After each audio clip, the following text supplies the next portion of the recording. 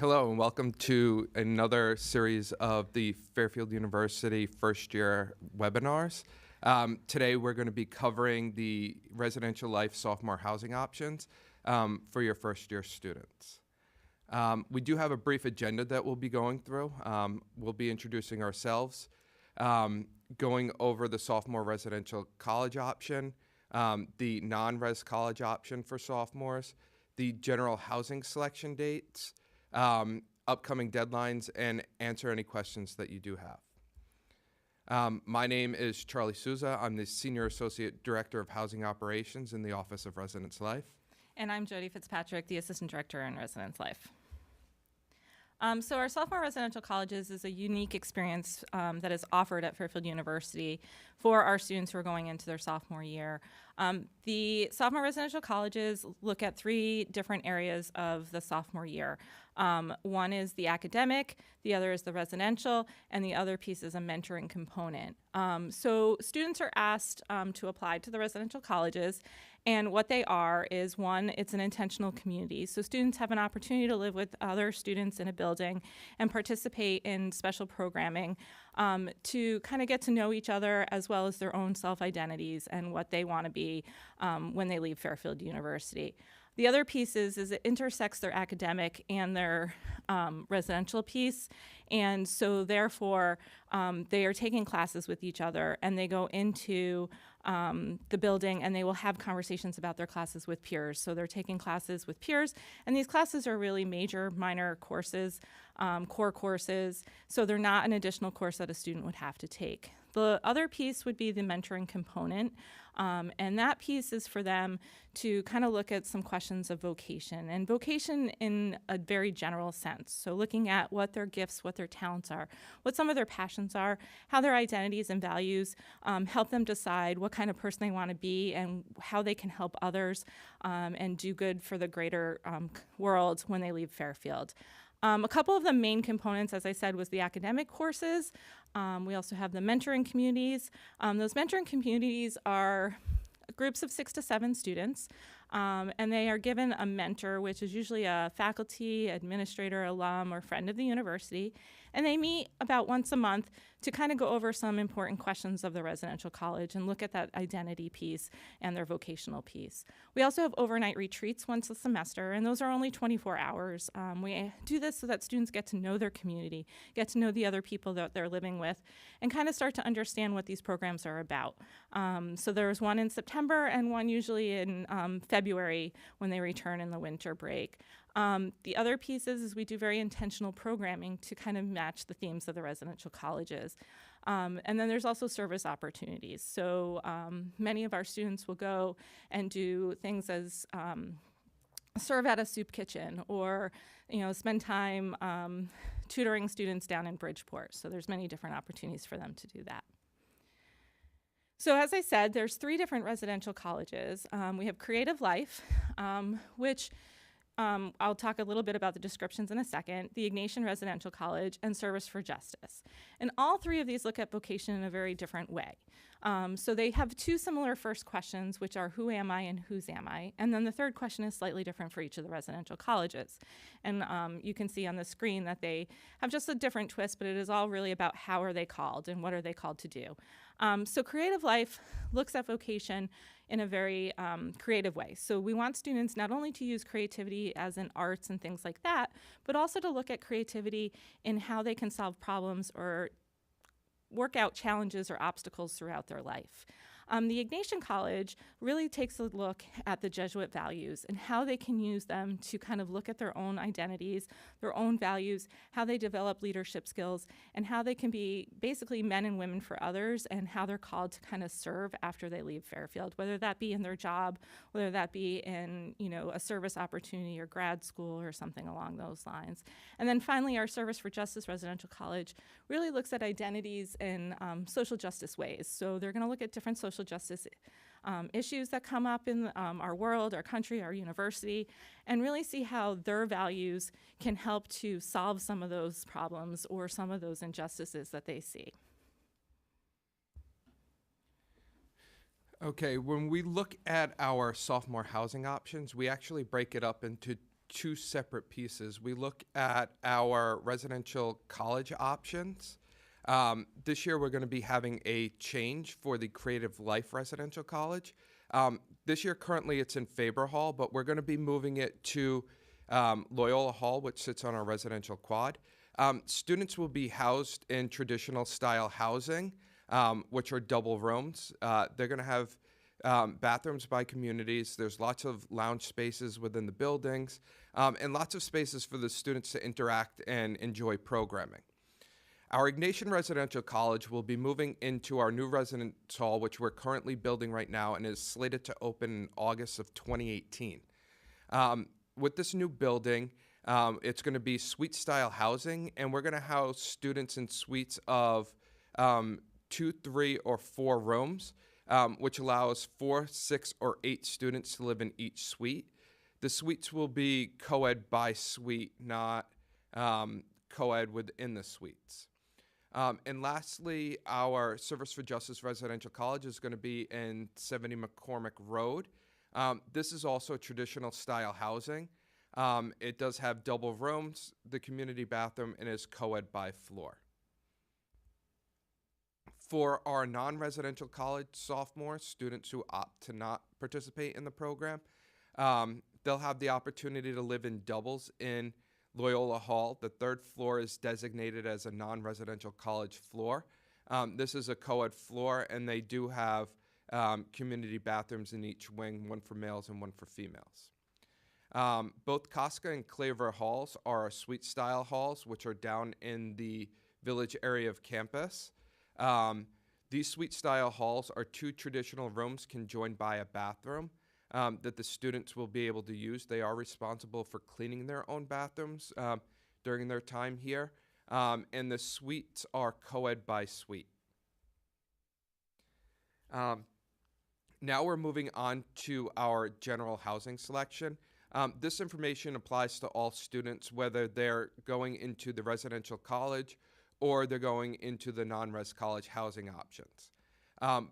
All lotteries are based on a random lottery system.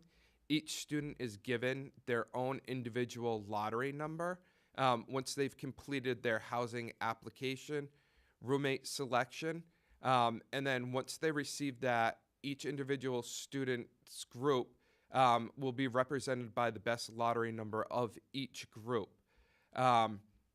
Students are responsible for creating their own roommate groups. So if you're in a traditional style hall, it's 2 students. If you're in a suite style hall down in either Casca or Claver, it's 4 students. And if you're in the new building, it would be a group of 4, 6, or 8 students. They must have a complete group in order to participate in the room selection process.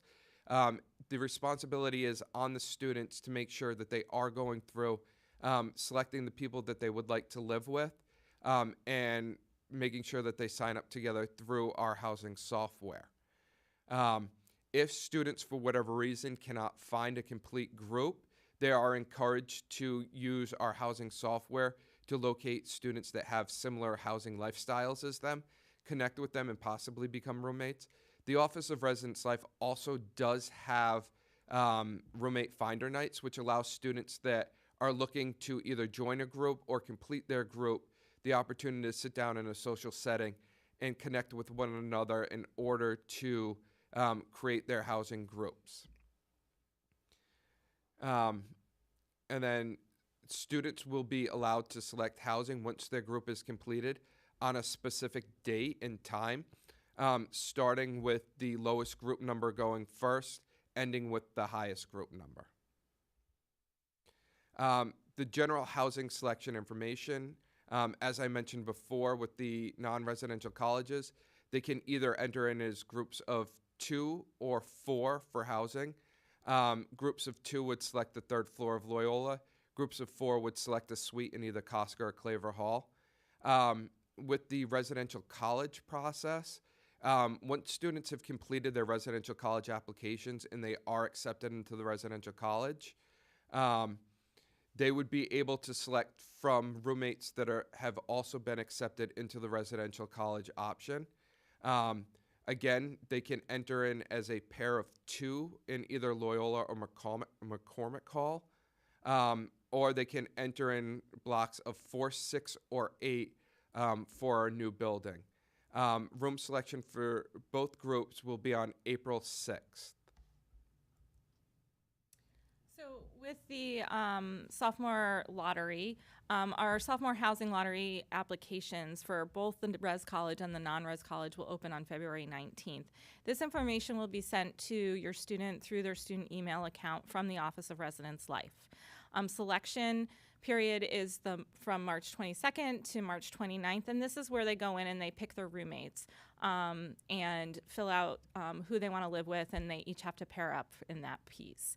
And then we post lottery group numbers on April 13th, so they will find out which lottery number they have, and we usually pick the lowest lottery number out of the group for them to pick their housing. And then room selection is April 6th, I'm sorry, not April 4th. That's an incorrect date on that slide. With the residential college application, as Charlie mentioned, there is a separate application for them to actually apply to the residential college programs. So that application will open on December 1st. It's a short application that is online at the email address you can see there. And there's a couple questions we ask them just to kind of tell us a little bit about why they're choosing to be part of a residential college. And it's a short application. It shouldn't take them too long to fill that out. That deadline for that application is February 26th, and then we do have a review team that goes through, reads those applications, and decides which students we feel are best for which of the residential colleges. And students can decide if they want to apply. We ask them to rank order their residential college preference, so they could put one down, or they could rank order all 3, or just rank order 2. It's really up to them. If they don't get their first choice right away, we will kind of place them down lower into their second choice and have that application be reviewed for their second choice. We'll send acceptance letters out on March 8th again to their student email account, letting them know which residential college they are in and what they need to do from that point. Any questions? What is asked in the non-residential college application? The non-residential college application is more of just a general application. They'll re-review and re-sign their housing application, housing contract. And then it asks more lifestyle preference questions like, are you a smoker, non-smoker? Could you live with a smoker? Sleep habits, study habits, things like that. We ask those questions so that students, if they don't have a complete group, they do have the ability through our housing lottery software to go in and find like-minded students that they could potentially pair up with to complete their roommate group. What happens if a member or several members of a block are not accepted? Into the residential college. I'm assuming that you're asking for the residential college. Students can only apply to the residential college in pairs of 2 or by themselves. So sometimes it does happen where they want to go in as an 8-person suite, and 4 of them get in and 4 of them don't. The one thing I can say is when they're doing their applications, if they really want to be part of the residential college, we want them to really put effort into the application. So if they are all 8 applying, they should really all put in the same amount of effort into the application and let us know why they really want to be there.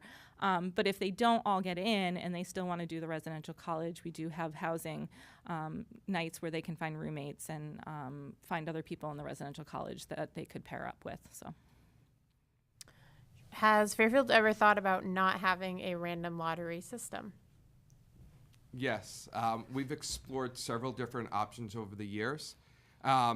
Oftentimes when we are researching different lottery systems, we do put a poll out to the students and really review their feedback and see what it is. The last 4 times we've put the lottery change option out on the table, the students have always come back where at least 50% of the student population that fills out the survey is saying that they want to keep it random, and the other 50% of the students are suggesting that we go with some sort of different option, and we've provided those options with them, but it's never a significant enough amount to look and explore further with a different lottery change.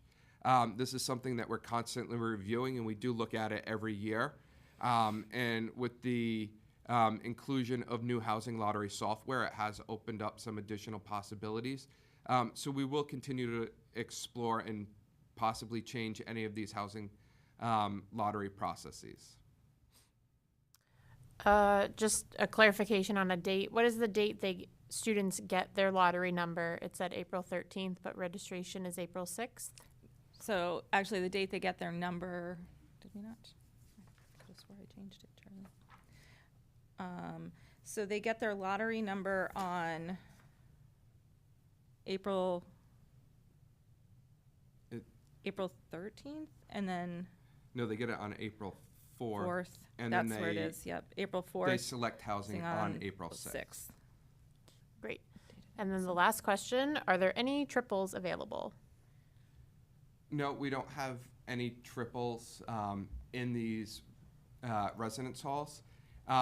In special circumstances, if students are requesting, we can sit down and meet with them. We have made exceptions in the past, but there are no true triples in any of these buildings. Great, those are all the questions.